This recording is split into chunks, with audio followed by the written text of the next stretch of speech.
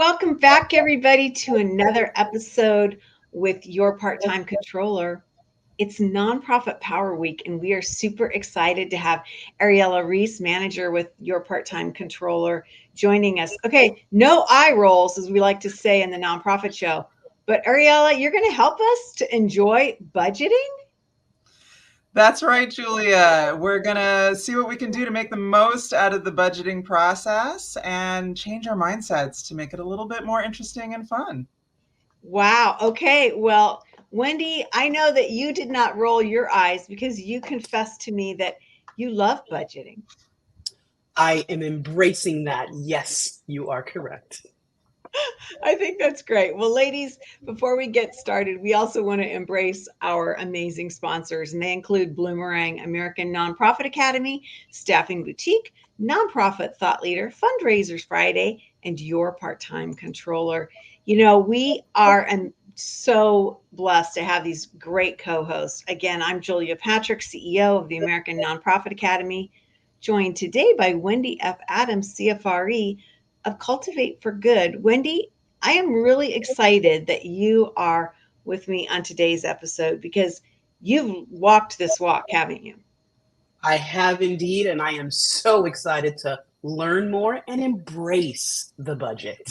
I love it. Embrace the budget.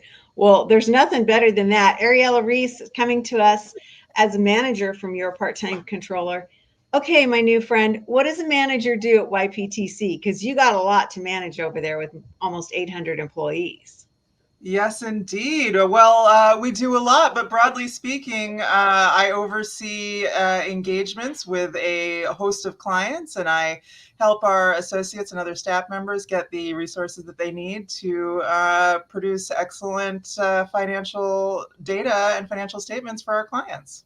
Wow, amazing. And what part of the country are you coming to us from today? I am here in sunny Los Feliz, Los Angeles, California. Awesome, awesome. Well, let's get into it because this is a big, big topic. It absolutely is. And like we talked about, ladies, I am ready to embrace. So, Ariella, budgeting for a surplus, is that a thing? Tell us. It certainly should be more of a thing, Wendy. The budget process is the one moment that you kind of have all year to dream big, right? Now, I know it's in the name, nonprofit, but as it turns out, not even nonprofits need to bring in more money than they spend. So during that budget process, when you're planning your next year, it's so important to make a plan to come out with some savings, with some profit. Of course, it's so important to balance your optimism with reality. But when you enter into the budget process, you really want to plan for a surplus. It's that opportunity that you have once a year to really plan to get yourself into a better place. So I really encourage organizations, don't waste it. We spend so much time in panic mode. There's never enough money for everything. And that is really, at the end of the day, a kind of a toxic mentality. And it's so important to break out of it. Too many organizations really live kind of on panic, and that gets you into short-term thinking, essential spending only, and that leads to missed opportunities, impulsive decision making, competitive behavior, fear of missing out. If you are planning for a surplus, you are making plans to have savings for a rainy day. You can. It gives you some wiggle room if things don't go quite as you expect. Funding is security, and security is safety. And the way to plan for sustainability is to plan for a surplus. Wow. As Julia would say, hair on fire, for sure. And the way that I hear margin, Ariella, like we talk about this in our life, in our space, and what we're doing in the sector. And you're just saying, plan for margin. Amazing. Plan for margin. Now, you do have to be realistic, but when you're planning out your revenue goals, you want to use your stretch goals. Now, I'm not saying you should use your sort of big, hairy, audacious goals. You need to be realistic. You want to set achievable goals, but setting the expectation that you're going to aim high is so important. Because if you don't make a plan to get to those big revenue numbers, how are you going to get there? Not happening. Yeah, you're Yeah. absolutely right. Julia, you have thoughts on this? Well, I'm like, yeah, I'm challenged by this because I don't think this is something we hear. I think we Yep. need to hear it, but we don't hear it. And I'm wondering, Ariella, if you could guide us to what, if we haven't done this before, what would be a percent to total in terms of a stretch goal? Like, 3% better, 5% better, what, 7, 10, what? I'm going to 8? go ahead and say 10% better would be the place I would want to start, 10% over prior year. I think that the ideal situation is that every year you're learning a little bit about your funders, about the landscape, and making that room for yourself to find a new avenue or to ask for a little bit more. Let's say you have a repeat funder and you're reapplying for your next year. You know that you have a track record with that funder. Ask for more money. Ask for 20% more. See what happens. What's the worst they're going to say? Well, we'll give you 5. We'll give you 10. If you don't ask, you'll never know if that money is out there, and the money is out there. The landscape of philanthropy, as our economy grows and changes, those very large foundations are making good in returns on their investments. They have the money to bring to your charities, and I just encourage everyone to really ask for it. So same with your earned revenue. Take the lessons that you learn throughout the year on how to better deliver your services, how to keep your costs down, how to expand your market share if you're in the earned revenue space, and really set that goal. You may not hit your 10%, but you never know. Big ideas can break open new doors for you. So give it a try. Wow. Not what I thought you would say. Right, Wendy? I interrupted you.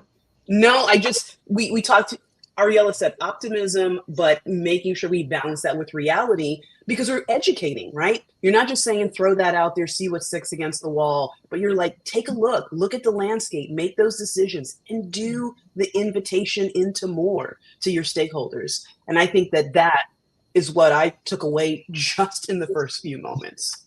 Yeah, really interesting. And I love actually starting our conversation because it seems to me, and this is the next thing that we really want to, talk to you about, is that this is a mindset shift that's going to be pretty earth shattering for a lot of folks. They won't be within your organization. They won't be used to this. So what does it mean to do deep listening and staff engagement, Ariella? Yeah, so during your budget process, we talk about top-down and bottom-up budgeting, and it's really ideal to have at least some level of staff engagement on that bottom-up side. Of course, your finance staff is going to kind of need to set the parameters of what is and isn't possible, things that your programmatic staff may not know. But you really want to involve all as many staff members as is practical for your situation. And it's a chance to really make them feel like they are the subject matter experts. Okay, so, those are your boots on the ground. Your programmatic people are out there. They know what the landscape looks like. And doing that deep listening, hearing what they're telling you, making them feel like subject matter experts, if nothing else, it's an opportunity to mentor your staff members and, make them feel like valued experts. That makes people look forward to budget season. When they know that, that's their opportunity to share their knowledge, to share what they've learned, to be listened to have someone really hear what they're saying about their jobs, they're going to look forward to doing that every year. And if you set that expectation, and you're encouraging your staff to learn and grow in their role, in their area, it's going to help everything, everywhere. You have a lot of information that you can get from your staff members. I always try to encourage people to get information on the timing, not just, how much money do we think we're going to make, but when throughout the year are we going to make that money, right? An allocated budget is so much more useful than a single 1-year budget. So that's going to help with your budget to actual. That's going to help with your forecast. It's going to help with your overall planning if you know that you have better opportunities at a particular time of year. So while you're doing that deep listening with your staff members, don't miss out on all this tangential information about revenue and expenses, timing, restrictions. Find out, during the budget process, you should be listening and finding out what about your restricted revenue, what's restricted and unrestricted, and helping your staff to shift their mindset to long-term sustainability. Get that information from them during the budget process on what the 5-year outlook looks like. Right. Make that budget process a really holistic learning experience for everyone in the organization. So Ariella, I've got to ask this question because if you're working with an organization where the team has not been engaged in this level, what's a good place to start? Because if they haven't ever been a part of this process, how are they going to understand what needs to be done? Sure, that's a great question. Well, with bottom-up budgeting, we know that the place that you're going to start is usually you're going to look at last year's finances, break it up by department, and then bring that to your department staff and say, okay, here's what we did last year. What do you think about next year? Sit down and go line by line and just say, what do we think we can do here? It really is just a matter of giving your staff some information and asking them for their thoughts. In that first year, you might be met with blank stares, right? They might not be ready for that. But that's okay, right? This is a process. We want to think long term. So you might not get all the information that you're looking for in that first time around, but you're setting new patterns, you're setting new expectations. These things take a few tries. Any business process takes a couple of tries before you're going to get it just right. But if you don't get started, you're never going to get there. So it's going to look different in any organization, but just start asking those questions. I am loving what I'm hearing. And what I'm hearing is mentorship, building those relationships. We talk about that externally, but internally, now they're empowered. And now it's not just numbers on a spreadsheet for those who are on the front line. So Julia said, how do you get them started? Now we're in the process. How do we actually know when it's good enough to move on? So, right, to go ahead and get towards that space of approving the budget, or like to say, Getmo, good enough to move on. I love that, Getmo. I'm gonna use that, I think. Okay, so this is where the top down comes in. It's really in the hands of your chief financial officer and your executive director to have that sense of, okay, on some level it's intuitive, but on another level it really is just the numbers. Is this within range of what we did last year and what we know about this year? Is this meeting our sort of intuitive expectations about where we thought we would land? Have we actually budgeted for a surplus? And how much time do you have left in the process? And if you are sort of at the end of the time you have available, you are within striking distance of your numbers from last year and sort of the general expectation for the increase in the current year, go ahead and stop. Go ahead and stop. Send it off to the board, get another set of eyes on it. Have your treasurer or your other parties on your board that that are good with budgets, have them take a look. If everyone's on board, go ahead and ask for the vote. Wow.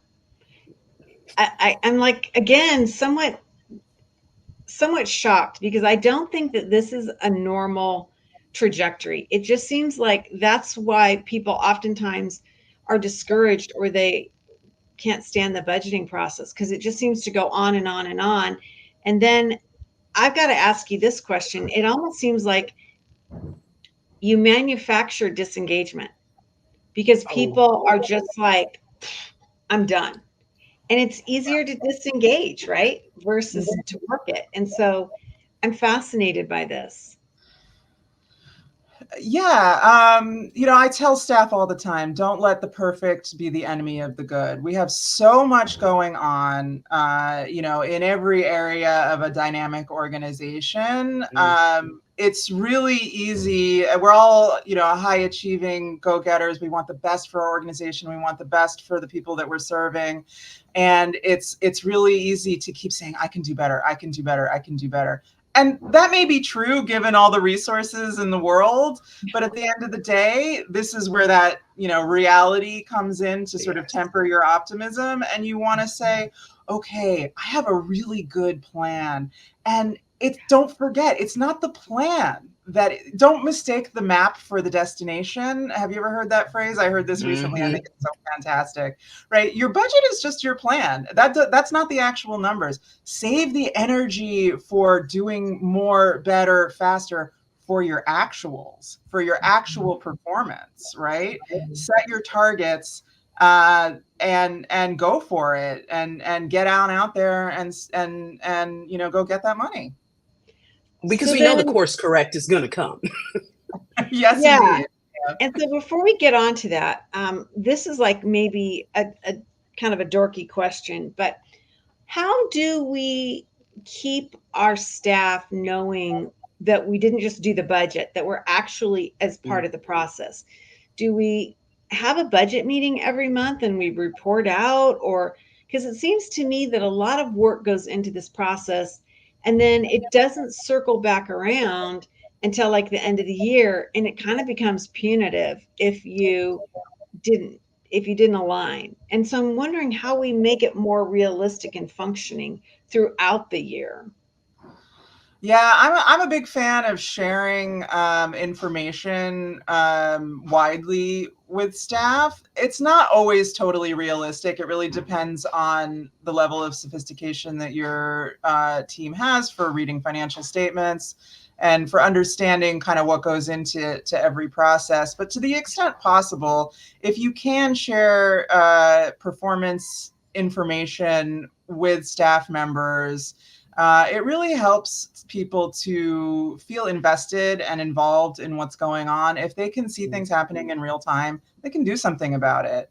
If you're talking to them about, why a given expense impacts your overall totals, and maybe you're not giving hard numbers, but you're giving, percentages and margins and, general ideas so that you're not,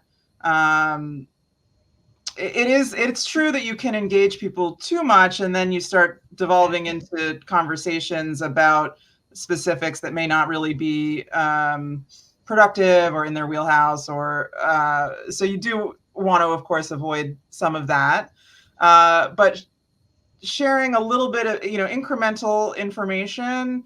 Some people thrive on information.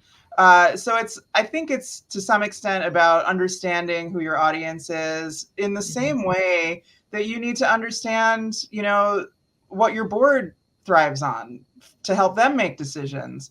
The same principles apply to your staff members and the people working with you.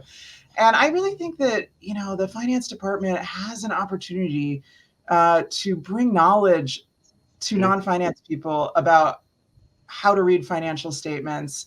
And even if that's not directly related to their job, it's such a good mentorship opportunity for people, just in general. So to the extent that you can take 5 minutes once a month to explain how something works, I think is really valuable. It makes people feel like they're getting a lot out of their workplace. That you're bringing them to a place where they can understand more about the world around them. And I know that's a bit too more philosophical than we usually get in the accounting department, but I really feel strongly. Yeah. No, it's speaking into, like, I'm trying to stay in my seat on this because I've experienced both sides of it. One where I'm like, yeah, just get to the end, and like you said, Julia, now you're just in trouble, hand slapped. And then there's we're going to look at this monthly after our 6-hour budget meeting that we had to know where we are each and every quarter. And I had a controller at that point who said, I'm going to teach you. I'm going to bring this to you in such a way that you are now empowered to be able to read it. I felt like I walked away with an accounting minor at the end, but felt so much stronger in my holistic job at that point. So I couldn't agree more. Finances are really scary for people who don't understand what they're looking at. And when you bring knowledge, you bring comfort. And that makes people feel secure. And it's not just a feeling, it's a reality. When people understand what they're looking at, they can do better in their jobs. They move up, their career path. And it, the rising tide raises all ships. And why not? Confidence. Yeah, why not bring that education to the people you're surrounded by? I mean, we've worked for decades to gain this knowledge, and to be able to share it with people is a joy. Yeah, it's really important. Well, we don't have a lot of time left over, and I want to get into this concept of making changes. What happens if we have to do something differently? Yeah. Okay. So there's a couple of scenarios in which you might need to pivot. The best case scenario is you get some kind of windfall and you're able to execute on a whole new project, right? That's what we're hoping for. But it might not have been in your budget. So I really encourage organizations, don't change the budget that got approved, right? The next budget season is going to be here before you know it. Mm-hmm. If you have a big new project that you want to do, create a separate standalone budget for that project and then track your actuals against that. And then in the following year, you can merge all that together. Otherwise it gets really confusing when you're tracking budget to actuals because you're saying, I thought we were this far ahead last month, and then suddenly everything changed, and it's very confusing. So then on the flip side of that coin, we've seen recently with COVID, what happens if everything has to sort of grind to a halt? If your operations are stopped or really significantly changed, that's a scenario in which you might actually need to go ahead and say, okay, well, what we expected is not anything like what's going to happen. So that's really the only scenario in which I would say scrap your old budget and go ahead and throw together a new one, because plans have really, really changed, stopped, or you're headed in a completely different trajectory. Yeah. Well, and it seems to me that that's where documentation and disclosure comes in, so that you mitigate or explain, as you use the word, educate folks as to what were the conditions leading up to some of these pivot points. And really, that's the magic in understanding how a budget works, I think, as opposed to just saying, oh, it didn't work, throw the whole thing out. Yeah, absolutely. Even when you switch gears completely, you're still going to be using the information that you had from the original process, and it's generally going to be a pivot and not a wholesale scrapping. Mm-hmm. Yeah, really interesting. Wendy, do you think that your leadership and the trajectory of your career would have been changed if you had had this information and mindset?